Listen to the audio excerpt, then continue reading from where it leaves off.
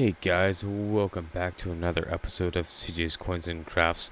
I figure I've finished another box of nickels. I'm going to learn how to talk today, and I am still pleasantly surprised with what I came up with.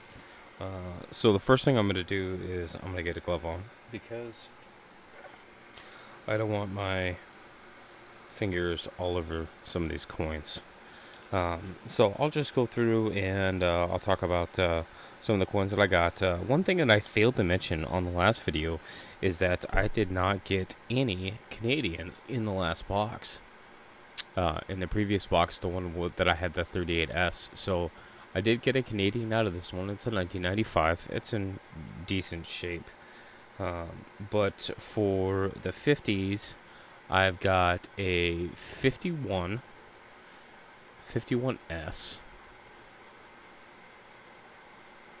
Yep, 51S.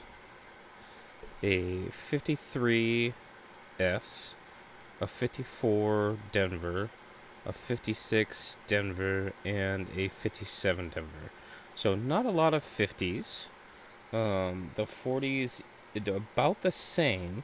I've got a 41D, a 47S, a 48D, and a 48D. But I did also manage to get a 1939 Philadelphia. So I thought that was kind of cool. I did, however, also get a 2009 Denver. So my streak is yet alive. And I got my silver. So this is a 1945, which is really hard to tell when I'm looking at the coin, but now with the light, it's clear as day. 1945 D mint mark red on the back, clear as day. So I did get my 2009. I did get my silver, and then I also found this one. This one I thought was kind of interesting. Some of the 60s you can find, or that you find, are generally kind of rough. They've been well circulated. Obviously, the mintage of the 1964 makes them extremely common to find in rolls. And this 63 I thought was pretty kind of special. I've only found a couple of coins that have this much original luster, and like I don't know. It's really not in bad shape for being as old as it is. You can tell that it's been in it's been in circulation for a little while, but it still have a lot of luster left. So this is a 63 Denver. So I just wanted to do that little video. I did find a couple of these. I find one of these, the 2004 2005s. Both in Denver and Philadelphia. Normally they have a lot of gash marks, a lot of contact marks. But for me, it's like finding the 2009s. There's a lot that you can find in there, but they're usually really, really worn. But this one had a lot of luster and not a lot of contact marks. So I'm gonna go ahead and keep that.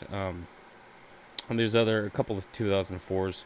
I found some of these 2006, and I don't know if you guys will be able to see, but a lot of these 2006s that I'm finding,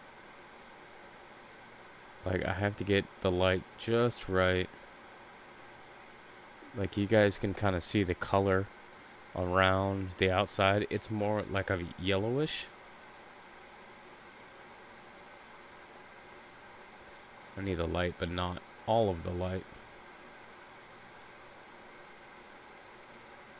This camera's really being temperamental right now. Let's try this. Peekaboo. And nothing. Come on. You can do it. There it is. So I don't know if you guys can see that, but there's toning all the way around the outside, and I got a couple of these. These are some of the 2006s are some of the ones that I find just a ton of in really good condition. And this goes for both the nickels and the pennies. So whatever process that they had to mint the 2006 coins, they just need to keep doing it, because these coins are coming out very, very sharp.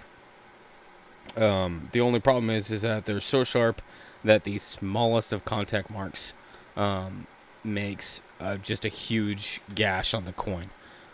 So another thing that I wanted to bring up is, so I tried making another die.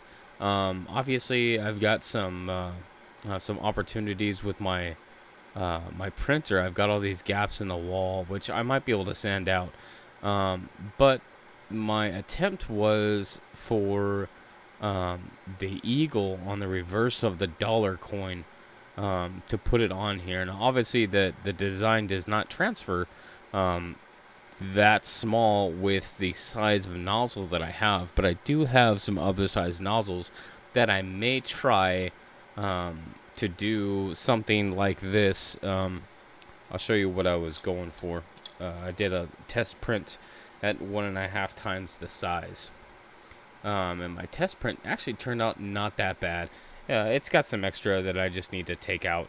But the stars are in there. I took out all of the United States of America piece, just because I was having issues with that much going on. The design wasn't transferring right, so I decided to just leave E pluribus unum and the stars and the eagle, just to see if I could get it to print out. And that printed out decently. Obviously, the stars are losing their design, and they just look like tiny holes. But I thought this was a decent proof of concept as far as if my artwork is transferring over correctly. So I don't know. This is about 2 inches, 1.5 inches. I just thought it was something cool to play with. So I'll keep working on that. If you guys have any questions or comments, you can put them in the comment section below, or email me at the email on the screen, cjscoincrafts@gmail.com. And thank you for watching this video. Please hit that like button, subscribe if you're not already subscribed, so you will be notified when I upload new videos. And I will see you guys in the next video. Thanks for watching.